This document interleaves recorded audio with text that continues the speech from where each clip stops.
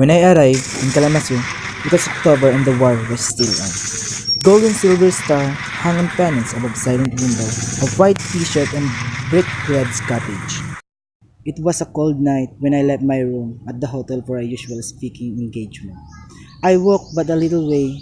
A heavy wind coming up from the Lake Michigan was icy on the face. It felt like winter straying early in the northern woodlands.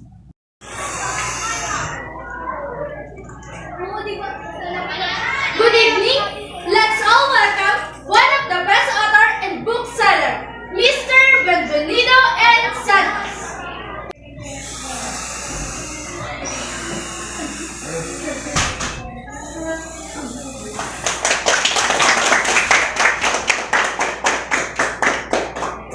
It was the same night I met Celestino Fabia, just a Filipino farmer.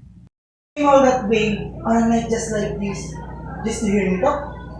Yes, because I've seen no Filipinos for so many years. So when I saw your name in the newspaper, I came right away. Earlier that night, I had addressed a college crowd, mostly women. It appeared they wanted me to talk about my country. They wanted me to tell things about it because my country had become a lost country. In the open forum that followed, the audience wanted to know. Is there much difference between Filipino women and American women?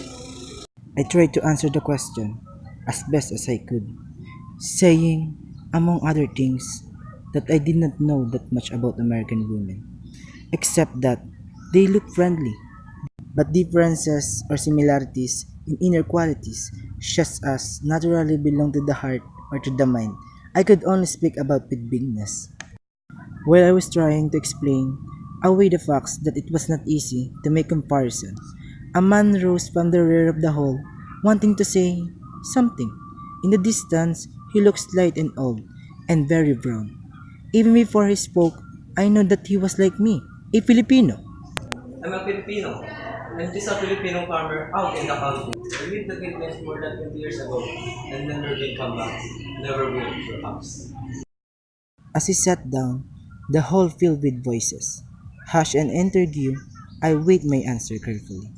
I didn't want to tell a lie, yet I didn't want to say anything that would seem platitudinous and insincere. But more important than this consideration, it seemed to me, that moment, as I looked toward my countryman, I must give him an answer that would not make him so unhappy.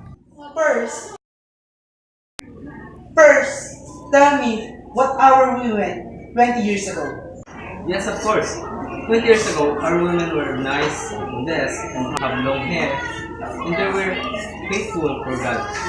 And they went for no monkey business. Well, it will interest you that our women have changed, but definitely the change, however, has been on the outside only. Inside here, they are the same as they were 20 years ago. Thank you so much, sir, for your impressive interpretation. And we're happy, sir. By the way, I am Celestino Fabia, and I live at a farm 30 miles east of the city. For a while? No, because we're too tired and I don't want to stay too late. You live very far. Yes, and besides, will you do me a favor? Yes, of course. I want you to have a dinner with me tomorrow. Yes. The dog barked loudly as we approached. A fat, blonded woman stood at the door with a little boy by her side. Roger seemed newly scrubbed. He hardly took his eyes off me. As she shook my hand in sincere delight, I noticed, shamefacedly, that I should notice how low her hand were, how coarse and red with labor, how ugly. She was no longer young, and her smile was pathetic. As we stepped inside the door, close behind us, immediately I was aware of the familiar scent of apples. Are those apple trees? Yes, those are apple trees. Do you like it? Yes. I have a lot of it. I'll show you. Okay. Those three are beautiful on the hill.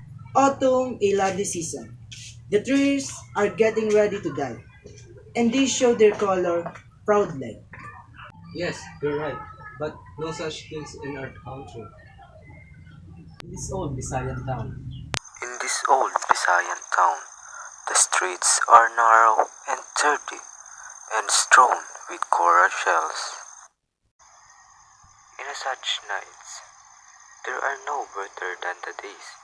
Windows are closed against the sun, and it is closed heavily. Mother sits in her corner, looking very white and sick. This was her world and her domain. In all these years, I cannot remember the sound of her voice. But father was different. He shouted and he ranted at me. I was born in that house. I grew up there into a pampered brat. One day, I broke their hearts. I saw my mother cry wordlessly as father heaped his curse upon me and drove me out of the house. The gates are closing heavily after on me. And my brother and sister took up my father's hate for me and multiplied it numberless times in their own broken hearts. But sometimes, I miss that house. I miss my brother and sister, my mother, sitting in her chair, looking like a pale ghost in a corner of the room. I would also remember the great live post, the massive tree trunks from the forest, leafy plants grow on the sides, buds pointing downwards wilted and died before they could become flowers. As they fell on the floor, father bent to pick them and throw them out into the corner street. His hands were strong. I have kissed his hands many times, many times. Ruth got busy with the drinks. She kept coming in and out of a rear room that must have been the kitchen.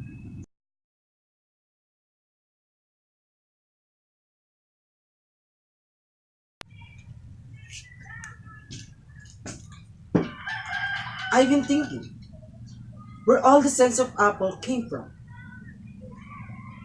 The room is full of scent of apple. Yes, you're right. Because we store it in our room. But this apple will spoil. Yes, but we'll feed it to the pigs. Come on, I'll show you. Okay? Then he showed me around the farm. It was twilight now, and the apple trees stood bare against a glowing western sky. Before nightfall, he took me back to the hotel. Ruth and Roger stood at the door holding hands and smiling at me. But when we came finally to the hotel, I got down, Pablo said. Well, I guess I won't be seeing you again. Tell to Ruth and Roger that I love them. They are waiting for me right now. Look! One of these days, very soon, I hope, I will going home. I could go to your homeland. No, thanks a lot. But you see, nobody can remember you now. The last word that I said Goodbye! and waving back into the darkness. And suddenly, the night was cold like winter, straying early in these northern woodlands.